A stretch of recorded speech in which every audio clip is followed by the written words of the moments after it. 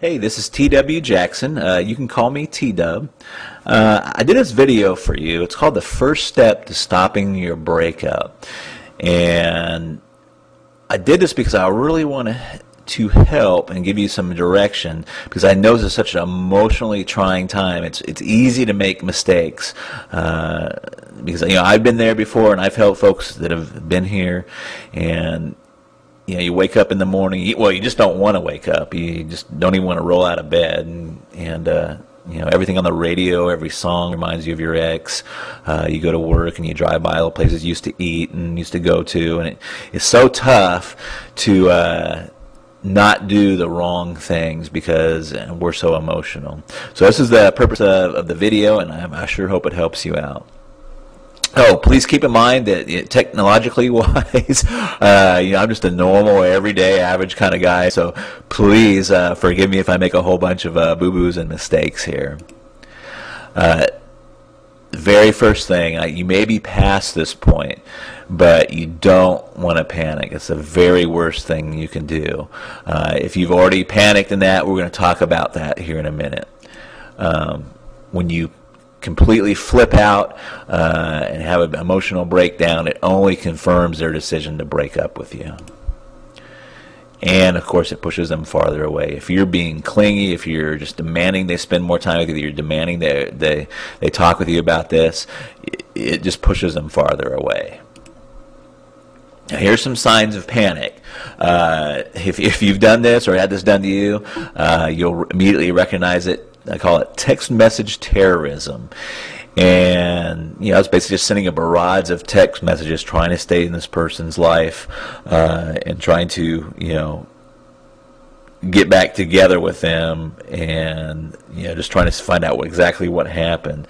And it's one of the first signs that you'll see a lot of time is text messages terrorism, I call it, or the old drunk dialing. Now, you don't necessarily have to be drunk to do what I call drunk dialing. You can be in a highly emotional state, and this is still, I consider, drunk dialing, but you know what this is too if you've done that. It's just calling over and over and over again, especially if you're getting the voicemail, and you want to basically professing your undying love, or how much you're sorry for what you did. None of this helps. Arguing about the breakup, contacting their friends and family. Now, this is kind of an interesting one. Reason most of us do this is because we don't accept what the ex have told us for the reason that they broke up. So we may think they have somebody waiting in the wings, or there's some other reason other than what they've told us for why they're breaking up. But you still don't want to do it. And accidental meetings. These don't really fool your ex, and they're not accidental. So another thing you don't want to do. So if you don't want to do all those things, what should you do?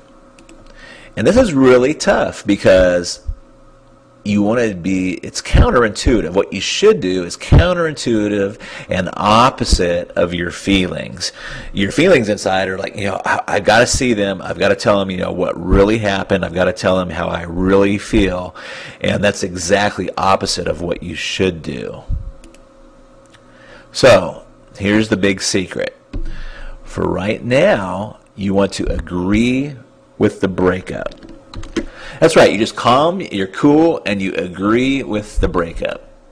Again, that's calm, and you're cool and okay with it.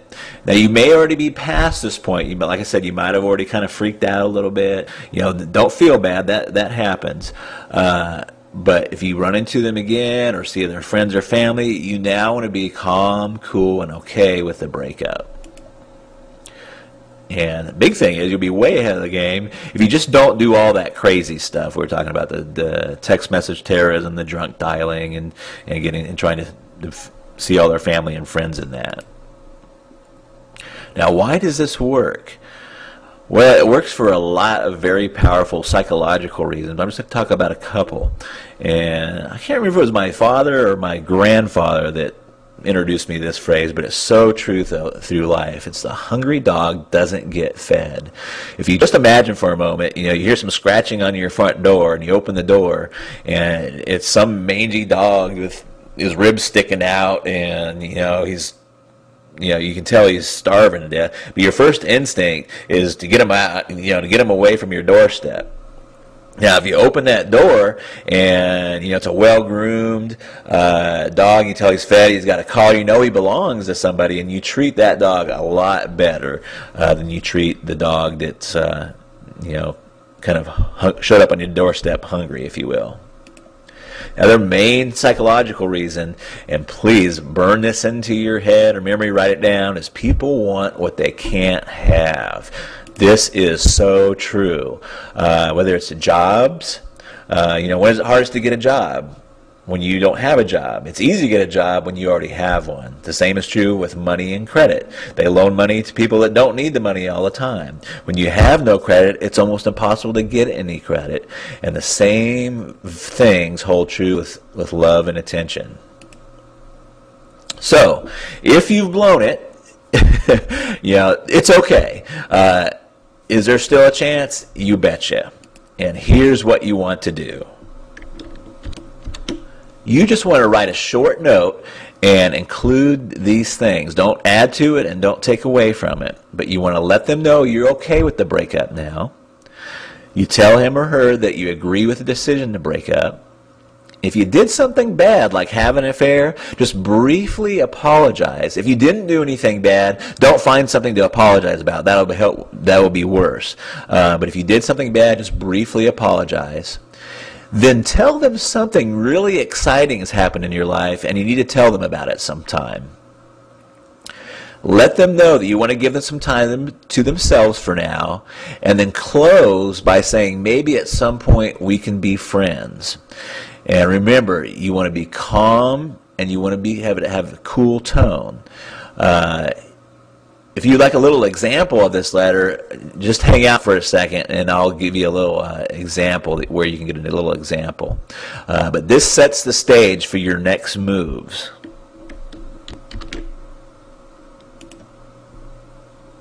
Now, if you'd like to learn more, I really debated over this because for a couple reasons. These are very controversial tactics, and some have called these mind control, and I've not very often because I'm usually helping people that want to get back with their exes, but it makes me very leery, and I thought for a long time before I actually released some of this information because I don't know who is exactly is going to be getting this. I'm assuming that you're an average, well-meaning individual and that you're trying to get back with your ex with good intentions. So I just want to say that this is not for stalkers. It's not to be used for any kind of revenge.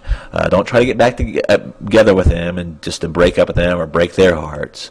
And I'm just going to throw a blanket out there. It's not for cuckoos, crazies, or weirdos.